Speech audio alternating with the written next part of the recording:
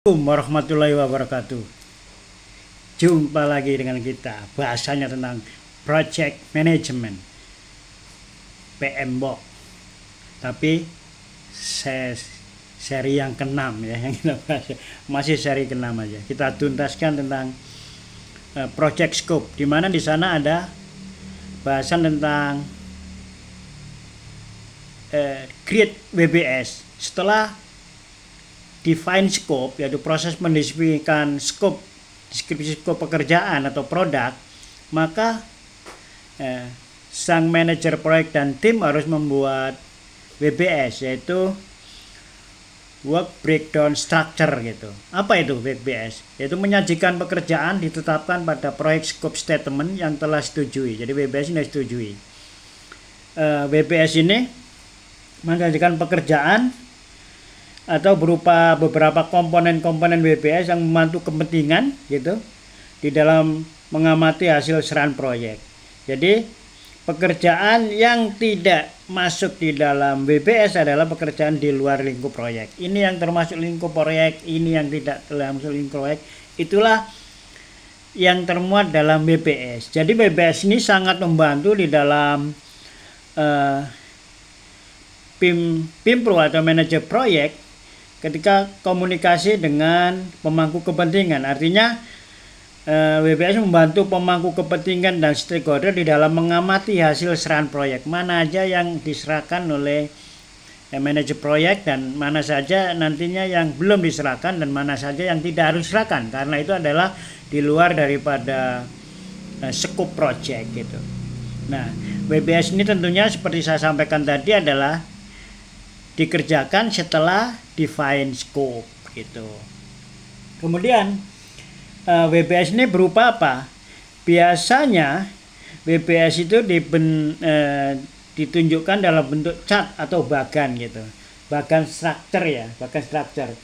WBS level 1, WBS level 2, level 2, level 2 setara, kemudian di bawahnya lagi dijelaskan lagi dengan WBS level 3 apa saja. Katakanlah WBS level 1 dibagi menjadi WBS level 2 ada 3, katakanlah gitu ya, dimana masing-masing WBS level 2 tadi ada yang WBS level 3 nya ada 3, ada yang ada 2, ada yang ada 4 dan sebagainya. Kemudian diterjemahkan lagi ke bawahnya lagi menjadi WBS berikutnya gitu. Jadi create WBS ini adalah untuk merinci proyek deliverable atau yang diserahkan atau yang disampaikan ke dalam komponen proyek yang lebih kecil yang dapat dikendalikan sampai ke pekerjaan dan deliverable ditetapkan ke tingkat paket pekerjaan. Paket pekerjaan ini pembagian paket-paket gitu.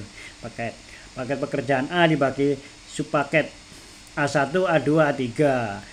Subpaket A1 dibagi dengan subpaket A1, A11, A12, A13, A14, semacam itulah. Jadi dibentuk dalam structure, makanya namanya WBS, work breakdown structure gitu. Pekerjaan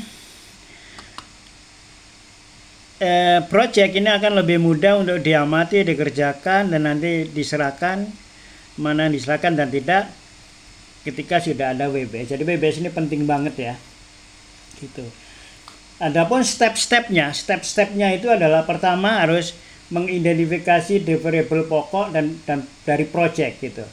Setelah itu susun dan organisasilah WBS itu. Kemudian merinci WBS mulai dari tingkat yang paling atas ke dalam komponen tingkat yang lebih rendah dengan mengambil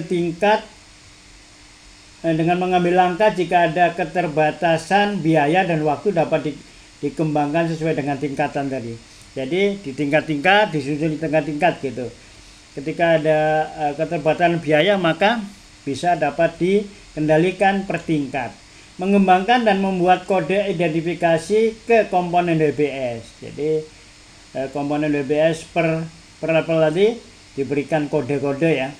5 dalam memverifikasi ketepatan dari pembagian elemen tadi. Apakah komponen utama, kemudian elemen-elemen yang struktur tadi apakah sudah tepat. Itu harus diverifikasi, kemudian ditetapkanlah menjadi WBS yang menjadikan pedoman bagi manajer project gitu. WBS level dipengaruhi oleh tingkat rincian, tingkat resiko dan tingkat kendali, ketepatan mengestimasi dan nilai paket pekerjaan dengan man hour-nya. Itu adalah isi dari cara membagi level-level WBS-nya. Kemudian untuk work paketnya atau mempaketkannya itu harus menggambarkan ya, paket-paket ini harus menggambarkan unit pekerjaan pada tingkat di mana pekerjaan itu dilaksanakan. Levelnya tadi memberi tanda dengan jelas satu paket pekerjaan dari semua yang telah ditempatkan menjadi kelompok yang berfungsi tunggal. Juga work paketnya itu harus digambarkan dengan jelas tanggal mulai dan selesainya yang mewakili penyelesaian secara fisik.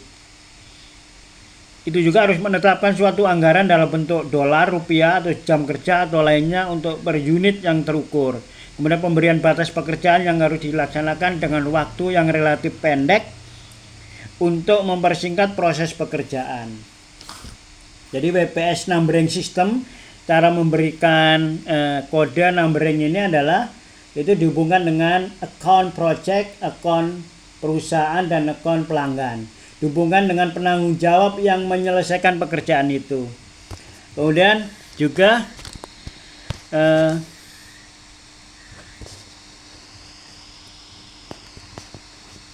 penggunaan dalam mengurutkan susunan project secara hierarki untuk kepentingan pelaporan, tujuan perencanaan dan sebagainya. Dapat disusun menurut abjad dengan huruf atau angka atau gabungan huruf dan angka.